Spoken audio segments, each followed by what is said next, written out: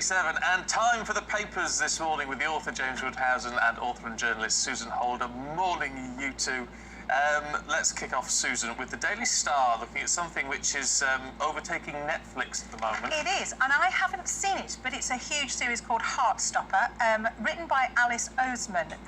The books, it's based on the books. The reason this caught my eye, as a debut author myself, I'm inspired and horrified in equal measure by the fact that it says here she's actually sold 4 million copies of the Heartstopper books. Oh, wow. Off the back of the fact that obviously Netflix have picked up this series, which, if you haven't seen it, it's a coming-of-age kind of romance of a 15-year-old boy who falls in love with a rugby-playing lad in his class. Yeah, I mean, it just is inspiring to me because it all started out, she's only 27 for a start, which is, that's overachieving, isn't it? Oh, that's depressing. Calm down, love, calm down. But also, it started as a crowd-funded, self-published novel. Oh, really? So that's interesting. You've done very well, it's a great story. It is a great story, and it shows that it can be done. I don't know how you do it. I mean, I'm with HarperCollins, and it's difficult to get your name out there. It's difficult to get your books to the attention of anybody.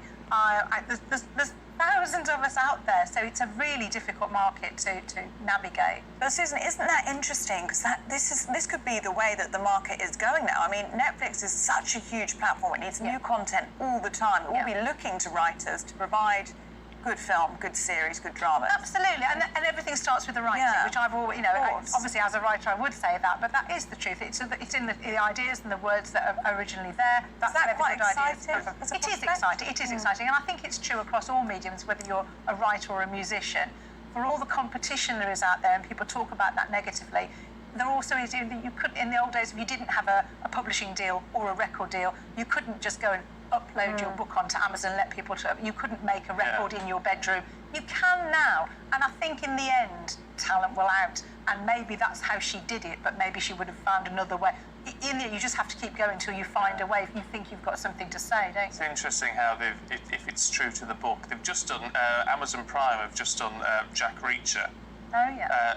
And I'm a big Jack Reacher reader, I've read them all. And it's the first time anything's been done on camera which is like the book. Okay. And it's excellent. Oh, that's good. Absolutely excellent. But like the movies they did were nothing like the book. So it's... Susan, when you say talent will out, that's very reassuring. You know, there's a lot of dread throughout the media. Will it though? The point I'm trying to make is that my show, James, come on. A lot of people out there appreciate quality and appreciate talent, and they're not all completely drilled on Strictly or something like that. They, which has its own talent. But it's about being spotted. This is the thing. I mean, this young lady has been spotted, and they've seen the talent. Exactly. If that talent doesn't get seen, then you don't get anywhere, do you? This is the tragedy. It's about the fact if you feel you have a talent, finding a way to put it out there. There is more than one way to kind of get to any. You have to be like water, I think, and find a route through. I mean, it took me a long, long time to get anywhere. Even though I was a journalist, even though I'd worked in television, that didn't mean I just got a book deal. It's famously difficult, isn't it, to get a book deal? James, we're talking about bigger cars in the Times. Yeah, well, the fact is that even a Mini, which I knew it got bigger, but it's grown from 4 foot 7.5 inches to 6'3" in width. It clearly is part of the growing obesity problem. And what they're proposing, quite rightly, I think, is that parking spaces accommodate not just to the Mini, but the VW Golf and nearly all the cars, including small cars. There's a line in it where they say smaller cars have also got bigger. I don't understand why, though. Everything else technological gets smaller. Your phones much smaller than they used to be. Computers used to take up rooms, and now you can have them in your holding your hand. Why are cars bigger? Well, partly we're bigger. We're fatter. Some of us are taller. The Dutch are taller than ever. So they're starting to shrink, the Dutch. Sorry? They're starting to shrink, the Dutch. Is that right? Well, being half Dutch... Do you have evidence for that? No, it was in the papers. It was in the papers a few months ago. Asians are getting bigger, certainly, and getting taller. So, and we also need... 40 years, have we, to get cars to have to be so much bigger? I don't know. We've got there's more electronics in them. We've got, we want more comfort, more legroom. I think it's more that, isn't it? We want more comfort. Storage, shopping. A lot of places now, they do it in my Sainsbury's. where they don't put a line. There's like a double, so there's a much bigger space, and it does mean it makes it much easier. You can get out of the car without doing the old. Yes, yeah. Yeah, that crawling in through when somebody comes in, you have to crawl through we've all done that. You have to crawl in through the passenger. One interesting thing, going back to our discussion on robots, is that lots of people thought that mobility as a service a few years back, the sort of Uberization of everything would mean that nobody owned a car in America, and they also hoped that parking spaces could be got rid of. I ran the numbers on Los Angeles, and you're looking at about 1,700 hectares of parking space against 132,000 hectares of city space. So our hopes that parking space will contract are pretty misguided. It's already very small compared with the land area. We need to do that thing where you drive into a lift and it parks your car for you. And all that scares me. The multiplier underground. I think I'd rather walk. I thought you favoured automation.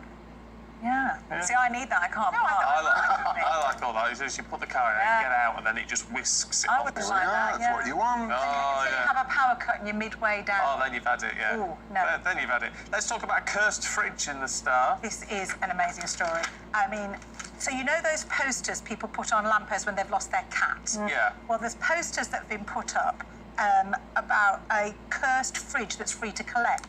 So at first I thought it was about somebody who just wanted to get rid of the fridge. And the way they've sold the idea of this cursed fridge, trying to attract attention, is they're saying that it's haunted by the soul of their stepmother. So it possibly is the wicked stepmother. That's bad. That they are trying and it's a bit of a vendetta against them. So on the poster, there's a picture of this rather large, double kind of American fridge. Oh, yeah. Nice fridge, free to collect, but they've decided they put it. I'm starting to feel it's unreasonable. She's decided to live in our fridge. She has to go.